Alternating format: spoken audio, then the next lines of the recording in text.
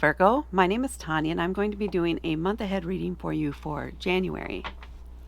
Now I'm going to be pulling tarot cards, but I'm also going to pull an oracle card from this deck, and then after I read it intuitively, I will be reading directly from the book for that, and that'll be towards the end. I've been enjoying that, so hope to learn more about those cards. Now let's see what the tarot cards have for Virgo for the month of January. What is it that Virgo needs to know for January? Okay, let's see what we have.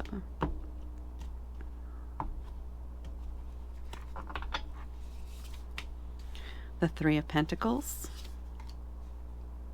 the Hierophant, the Ace of Pentacles, the Nine of Wands,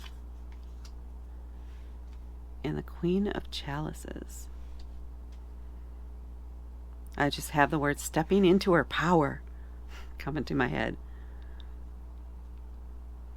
And from power, it's intuition or emotions, and having this sense of control there. Okay, let me look at the overall cards here and see what I get.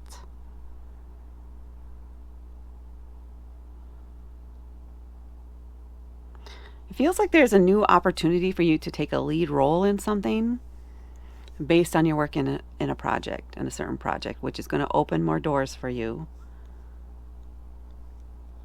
And it might feel exhausting, but it's going to be very, very rewarding. Okay. They literally kind of walked me through the cards in a quick way. So let's get deeper into these and see what we have. And I like this kind of feeling of connection that these two have, with this water from the one flowing into this vine or wind on this other one. Interesting. All right.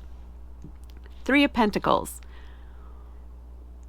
Threes are kind of about community, and Pentacles are about material things, tangible things, and money. But this here is, you may be working on a team, with a team right now, a very small team on a very specific project, a high value project. You each have your own unique skills to bring in, so there's no competition there. It's a very good team. It's a great team to have together, and there's a high probability of success here. So a successful outcome to this, but you are working with a couple other people, so make sure your communication is good there, and everybody knows what their specific roles are, and that they're sticking to those things, including yourself. So don't try to take over any of the other person's jobs. Respect their experience and respect their skills and talents, as they will respect yours. And do respect yours. And also, don't be afraid in some way to put your own unique stamp on it. So whatever piece you're working on, make sure it has a bit of your flair in there.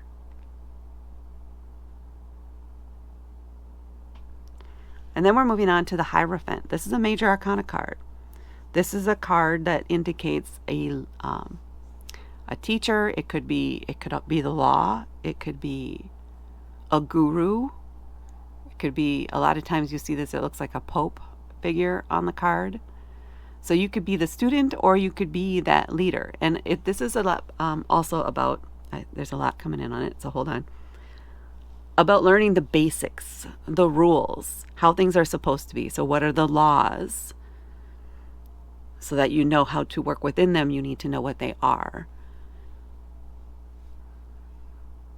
So for some of you, and it kind of feels 70-30 maybe split here, you are the one doing the instructing. You are the one teaching this class, or coaching someone on the way it works, the way the expected way it works, what the process is.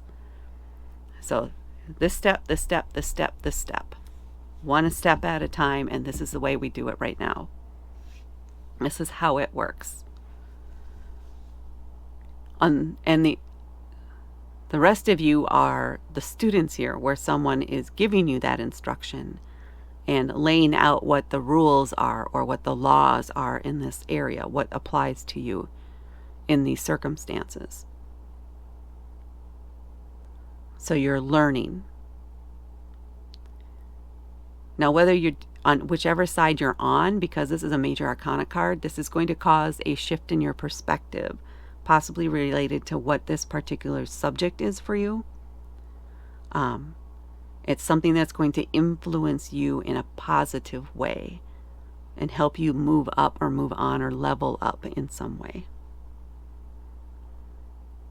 So it's either that gaining that experience as someone who's teaching, or just gaining the knowledge that is needed to help unlock a new skill or do something else for you. And then we have the Ace of Pentacles.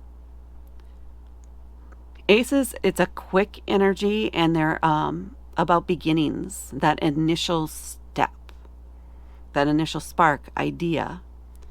So I think whatever you're learning here, so you gain experience on this team, you learn more, maybe something else, deepen your skills or something, or teach someone else what you learned here.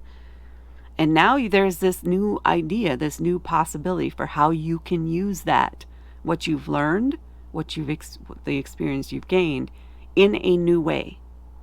It could be a new job, it could be a creative project, it could be something to do with your home, but it is an inspired idea.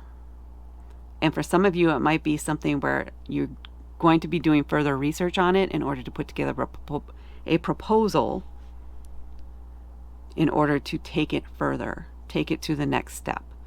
So this is something you're willing to pursue and explore, and it's exciting, and the possibilities are just amazing for you. And it's also kind of about planting the seed for the future. Planting that seed of possibility now, so that it can grow into something that you can manifest, that you can harvest later on.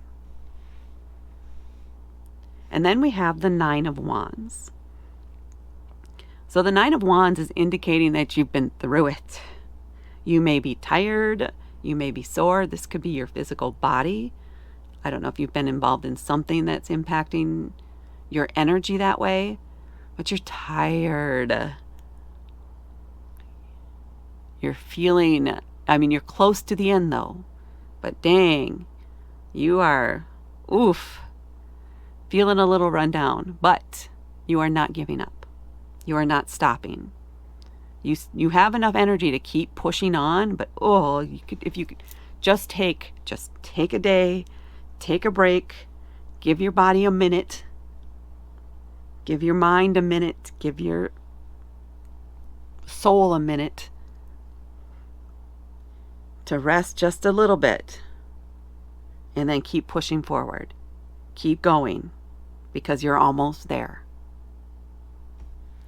And here with this Queen of Chalices. Chalices are about our intuition and emotions. And there is something about this, all that's going on this month, that is very emotionally fulfilling for you. And has this sense of accomplishment, this feeling of accomplishment, and this excitement about the possibilities here for the future. So there's a sense, so the Queen can be very nurturing, and she's very smart, and she's very confident of her emotions, and she trusts her intuition. She has honed it down. So she knows how to direct it. She knows how to tap into it at will.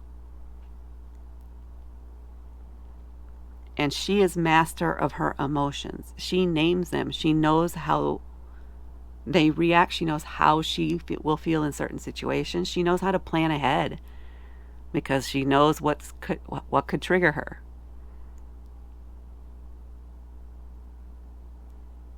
But out of this, I think there are less triggers, because there's more confidence. There's this growth in confidence of your abilities, of what you can do and make out of your life or for your life. So it's stepping into that power and tapping into the feminine power of those emotions. not afraid to show them, not afraid to be angry in a healthy way, not afraid to let people know how you feel.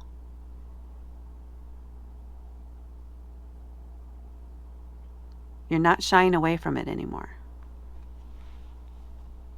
Okay, let's see what we have on the bottom of the deck. The Ten of Pentacles. Yeah, you're not shying away from anything anymore. This is it. You reach the end. The completion of a cycle, of a journey. The Ten of Pentacles is a legacy card. It indicates great success. So this journey, this cycle that you've been on here for January ends in big success, major success, very confident. Things that set you up for even more possibilities and more success as you move down the road. But there's some big thing that you complete here that just opens up more for you, sets up that legacy, right? That long-term success, the long-term results that just keep feeding off of this current success. This legacy that you're building for yourself and your family.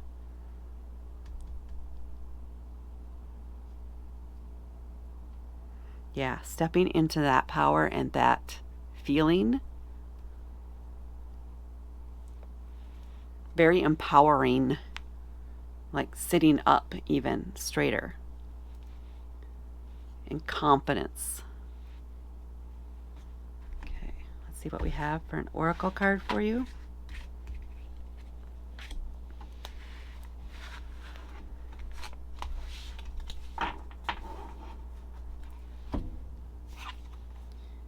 Pause.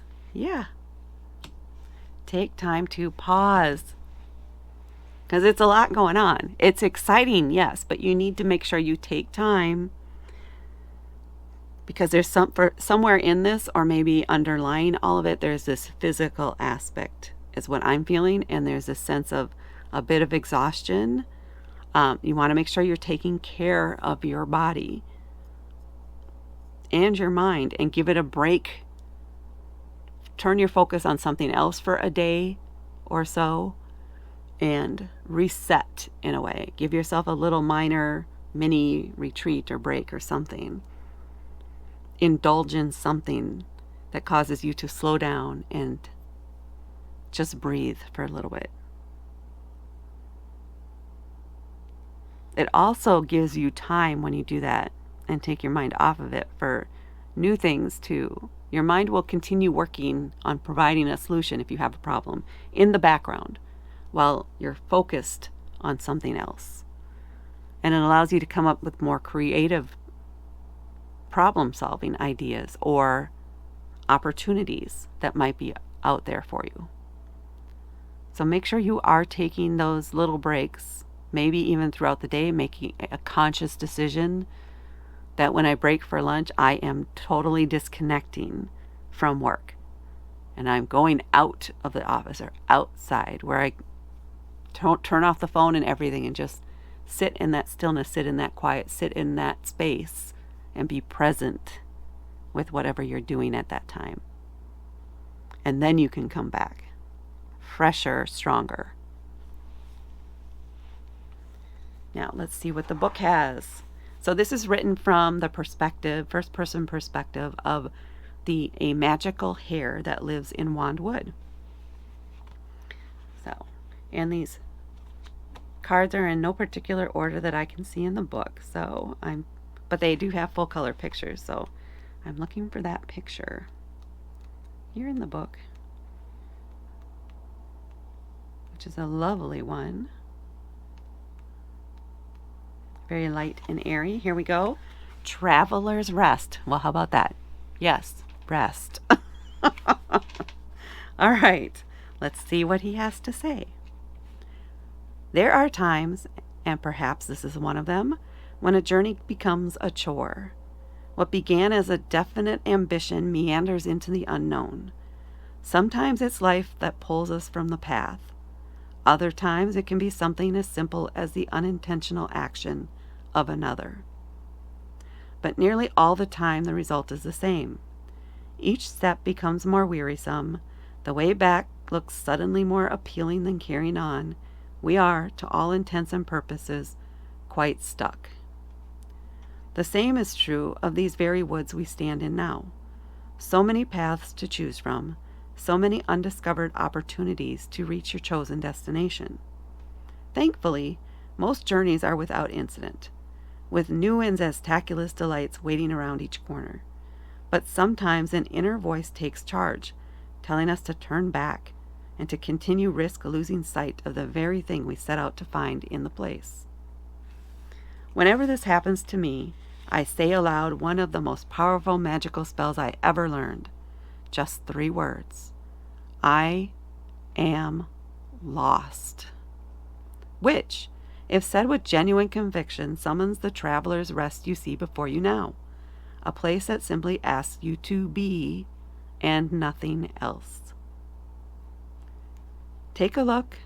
Step between the trees into the waiting glade you've unlocked by your honesty. It neither judges nor ignores. It listens but never speaks. It provides yet asks for nothing in return. Take a drink from the waiting goblet, slip into the gently steaming waters, and become part of everything, yet belong to nothing. Experience the crumlush magic of finding everything the moment you had the courage to admit you were lost. Sometimes I can pass a whole moon turn here, yet when I am ready to leave and continue my journey, I discover it has been a mere blink snap.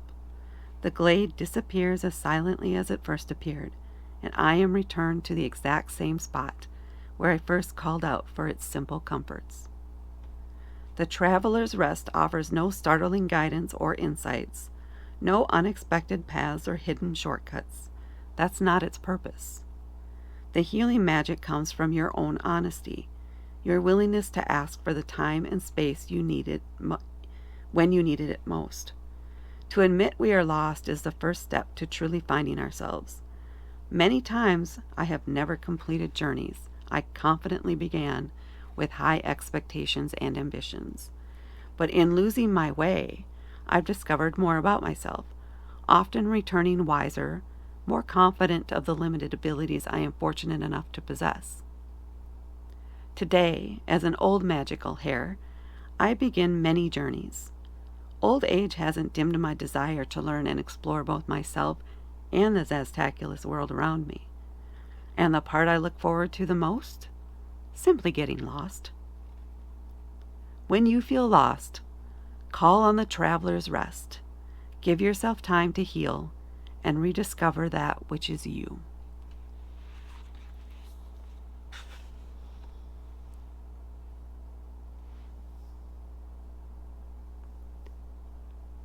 Please hit that like button and please subscribe and help me join my channel. Or help me grow my channel. Thank you so much for watching, and I'll talk to you later.